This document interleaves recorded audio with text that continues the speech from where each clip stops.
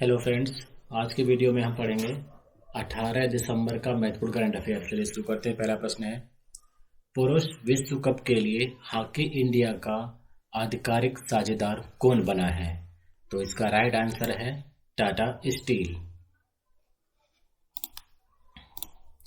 Tata steel limited ने भुवनेश्वर राउरकेला में आयोजित होने वाले हॉकी पुरुष विश्व कप 2023 का आधिकारिक भागीदार बनने के लिए हॉकी इंडिया के साथ एक समझौता ज्ञापन पर हस्ताक्षर किए हैं।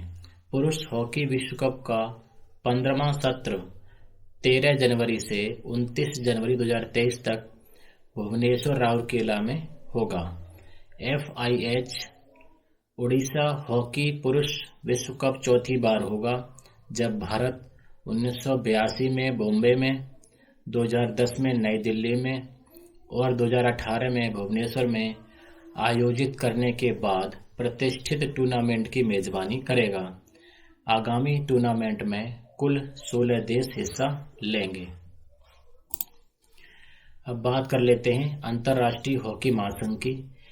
इसकी स्थापना 7 जनवरी 1924 को हुई थी। इसका मुख्यालय लुसाने स्विट्जरलैंड में है और प्रेसिडेंट मोहम्मद तैयब इकराम ये कहाँ के हैं? मकाऊ के हैं।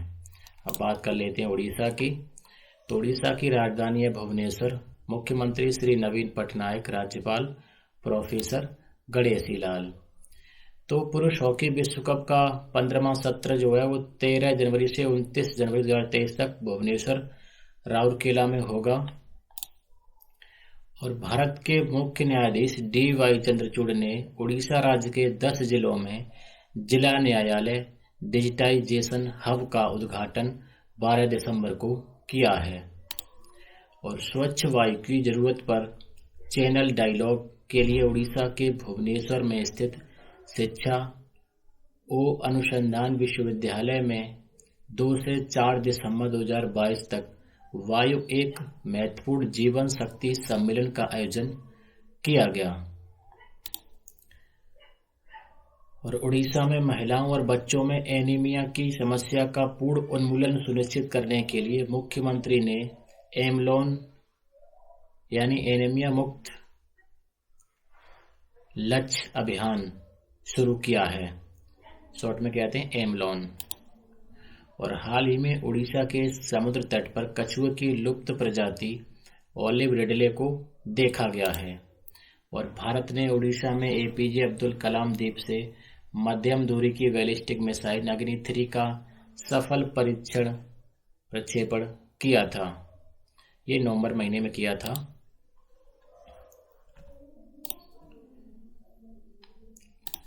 और उड़ीसा की तन्वी पात्री ने बालिका एकल के फाइनल मुकाबले में उत्तर प्रदेश की दिव्यांशी गौतम को सीधे गेम में मात देकर बालिका नेशनल चैंपियन होने का गौरव अभी हाल ही में हासिल किया था।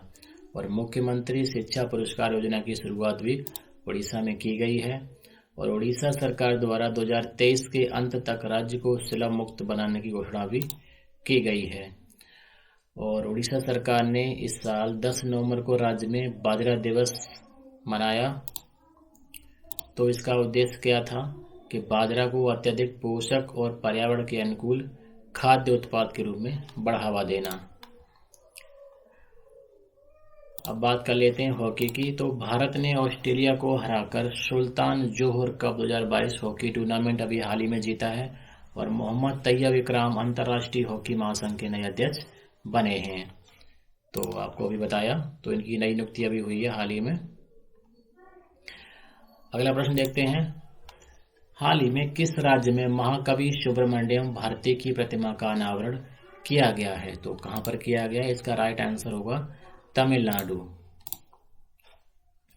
तमिलनाडु के मुख्यमंत्री MK स्टालिन ने हाल ही में तमिल के महाकवि सुब्रमण्यम भारती की प्रतिमा का अनावरण किया है। तमिल समुदाय की मौजूदगी में आयोजित हनुमान घाट स्थित महाकवि के प्रवास स्थल पर श्रद्धांजलि अर्पित करने वालों का तांता लगा रहा। अब महाकवि सुब्रमण्यम भारती के बारे में जानते हैं। तो महाकवि सुब्रमण्यम भारती एक तमिल लेखक, कवि, पत्रकार, भारतीय स्वतंत्रता कार्यकर्ता, समाज सुधारक और बहुभाषाविद थे। कविता में उनकी उत्कृष्टता के लिए उन्हें भारती शीर्षक दिया गया था। भारती ने महिलाओं की मुक्ति के लिए संघर्ष किया, बाल विवाह के खिलाफ जाति व्यवस्था का घोर विरोध किया। सिस्टर निवेदिता ने भारती को महिलाओं के विशेषाधिकारों को पहचानने के लिए प्रेरित किया। अब बात कर लेते हैं तमिलनाडु की। तमिलनाडु की राजधानी चेन्नई, मुख्यमंत्री M.K. स्टालिन, राज्यपाल श्री R.N. रवि। हाल ही में किस राज्य या केंद्र शासित प्रदेश को आयुष्मान भारत स्वास्थ्य खाता ID बनाने की श्रेणी में प्रथम पुरस्कार से सम्मानित किया गया है? तो ये कौन सा राज्य है? जम्मू और कश्मीर। जम्मू और कश्मीर को आयुष्मान भारत स्वास्थ्य खाता ID बनाने की श्रेणी में प्रथम पुरस्कार से सम्मानित किया गया है। इसने यूनिवर्सल हेल्थ कवरेज डे 2022 के जश्न के दौरान टेली परामर्श की श्रेणी में दूसरा पुरस्कार भी जीता है। जम्मू कश्मीर देश में स्वास्थ्य वितरण का सर्वश्रेष्ठ मॉडल हासिल करने के लिए तैयार है, जो स्वास्थ्य संकेतकों में भारी सुधार से स्पष्ट हुआ है। अगला प्रश्न देखते हैं। सरकार ने हाल ही में कितने वर्षों के लिए न्यू इंडिया लिटरेसी प्रोग्राम के लिए 1037.90 करोड़ रुपए आवंटित किए हैं? तो कितने वर्षों के लिए किए हैं? 5 वर्षों के लिए किए हैं। शिक्षा मंत्रालय ने नई राष्ट्रीय शिक्षा नीति के साथ संरेखित करने के लिए वयस्क शिक्षा के सभी पहलुओं को कवर करने के लिए अगले 5 वर्षों के लिए एक नई योजना न्यू इंडिया लिटरेसी प्रोग्राम को मंजूरी दी है। इस योजना का लक्ष्य आधारभूत साक्षरता एवं संख्यात्मकता घटक के तहत 5 वर्षों के दौरान 5 करोड़ शिक्षार्थियों के लक्ष्य को कवर करना है। सरकार ने 2022-23 से 2026-27 तक 5 वर्षों के दौरान कार्यान्वयन के लिए new India literacy programme, short में कहते हैं NILP नाम से एक केंद्र प्रायोजित योजना की घोषणा की है। तो इस योजना का प्रमुख उद्देश्य क्या है? तो न्यू इंडिया लिटरेसी प्रोग्राम के 5 उद्देश्य हैं।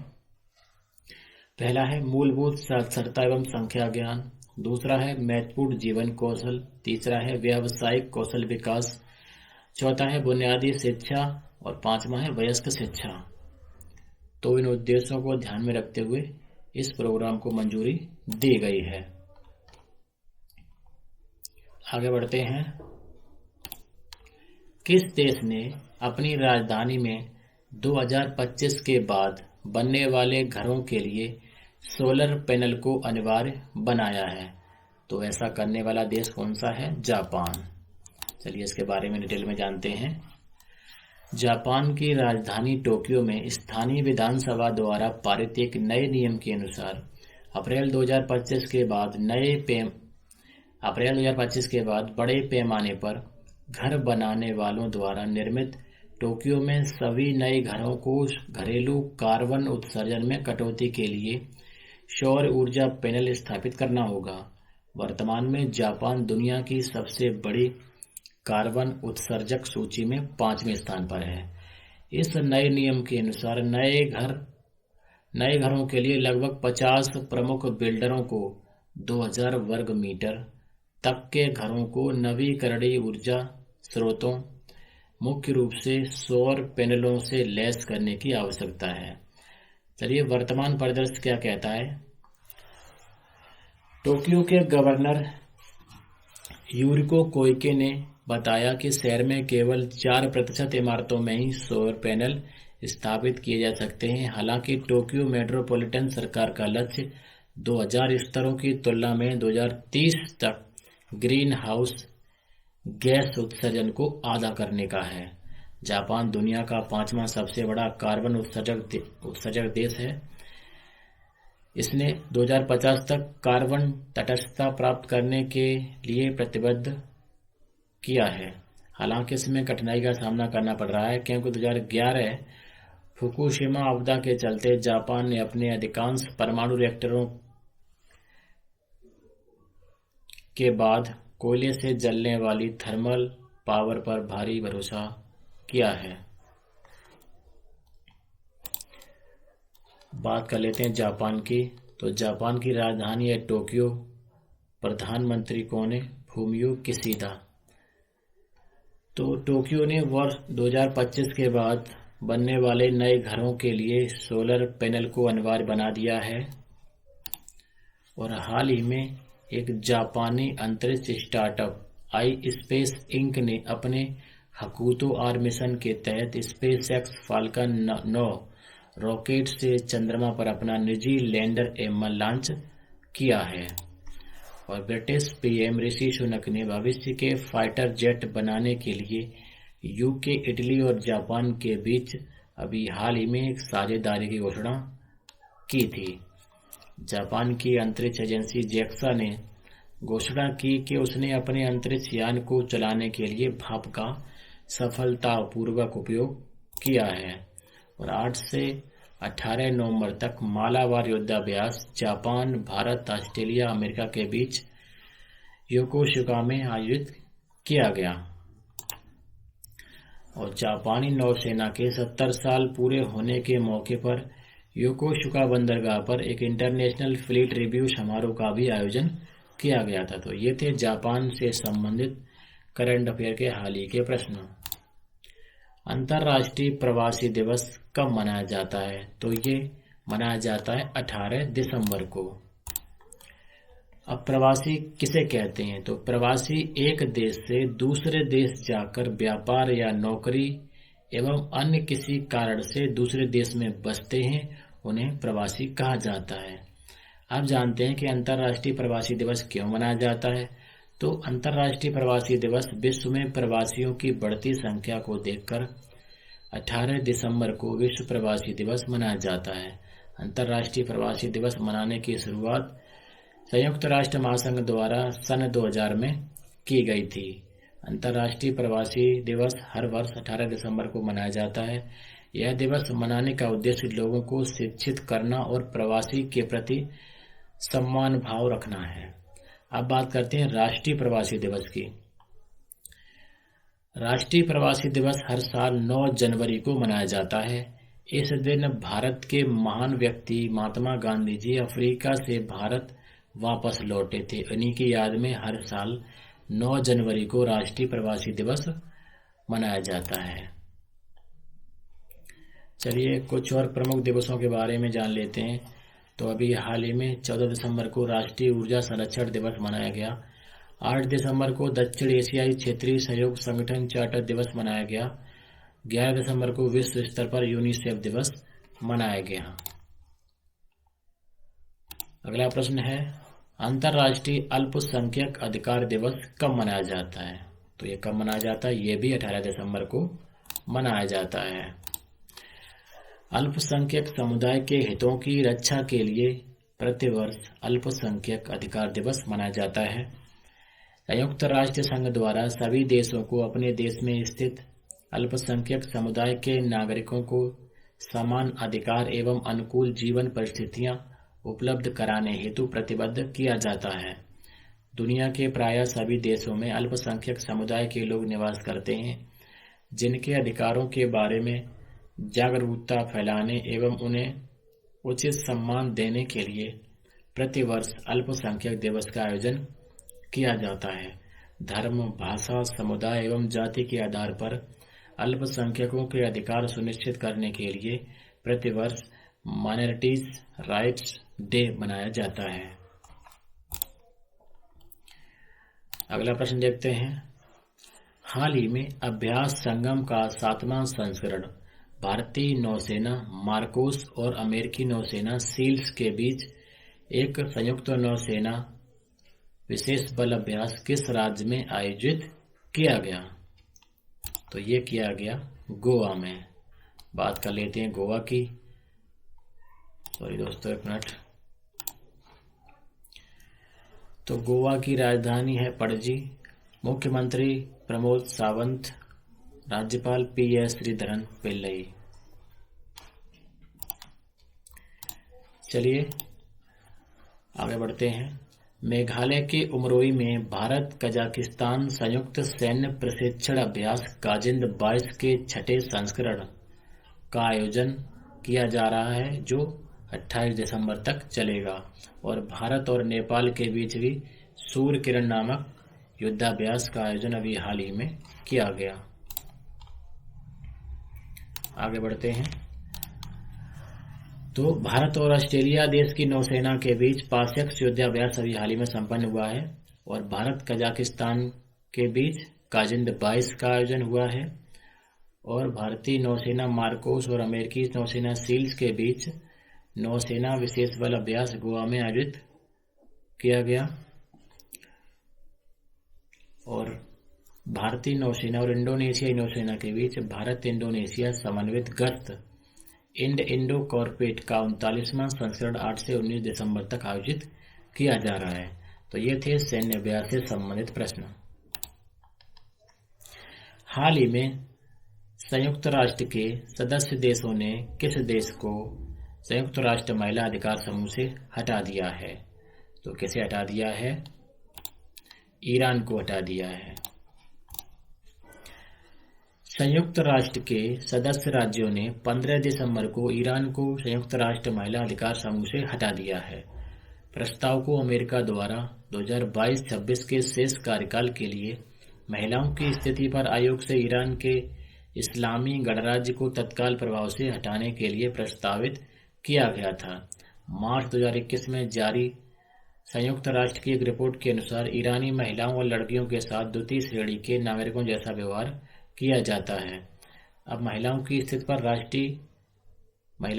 पर संयुक्त राष्ट्र आयोग की बात करते हैं तो इसकी स्थापना 1946 में हुई थी। इसके 45 सदस्य संयुक्त राष्ट्र आर्थिक और सामाजिक परिषद द्वारा चुने जाते हैं। यह लैंगिक समानता को बढ़ावा देने और महिलाओं को सशक्त बनाने के लिए संयुक्त राष्ट्र की एक संस्था है। अब बात कर लेते हैं ईरान की। तो ईरान की राजधानी है तेहरान, मुद्रा है रियाल। राष्ट्रपति कौन है? इब्राहिम राइसी। उपराष्ट्रपति कौन है? मोहम्मद मुखबेर।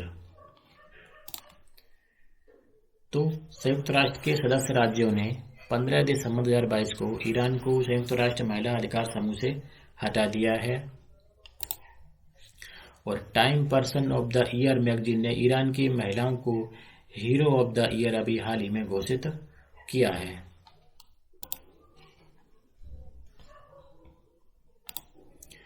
ईरान ने मोरल्टी पुलिस को समाप्त कर दिया है, जिसे गश्त ए इरशाद या गाइडेंस पेट्रोल के नाम से जाना जाता था। इसकी स्थापना जो है 2006 में की गई थी। और ईरान ने हाल ही में ठोस ईंधन वाले रॉकेट GHAEM-100 का सफलतापूर्वक प्रक्षेपण किया है।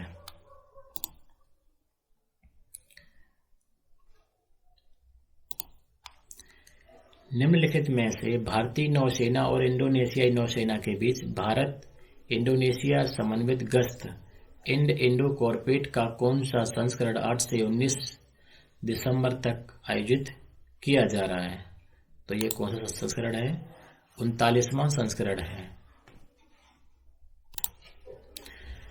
भारतीय नौसेना और इंडोनेशियाई नौसेना के बीच भारत इंडोनेशिया समन्वित गश्त का 39वां संस्करण आयोजित किया जा रहा है।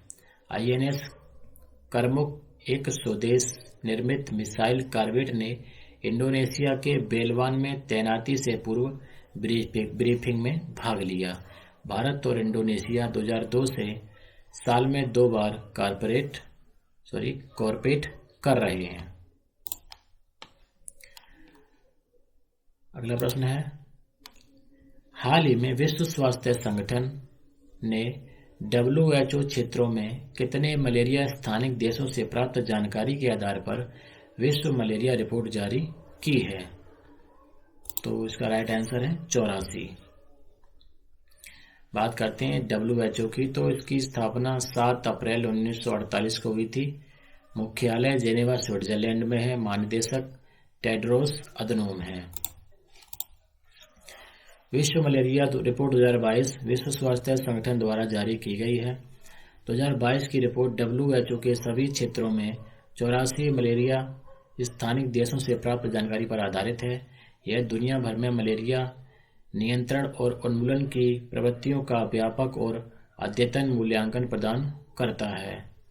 मलेरिया के 2021 में 247 मिलियन मामले, जबकि 2020 में 245 मिलियन मामले और 19 में 232 मिलियन मामले संज्ञान में आए थे। चलिए बात कर लेते हैं स्विट्जरलैंड की। तो स्विट्जरलैंड की राजधानी बर्न है, मुद्रा फ्रैंक है और राष्ट्रपति इग्नेजियो कैसेस। तो विश्व स्वास्थ्य संगठन ने WHO क्षेत्रों में 84 मलेरिया स्थानिक देशों से प्राप्त जानकारी के आधार पर विश्व मलेरिया रिपोर्ट 2022 जारी की है और विश्व स्वास्थ्य संगठन ने जेरेमी फरार को नया चीफ साइंटिस्ट नियुक्त किया है।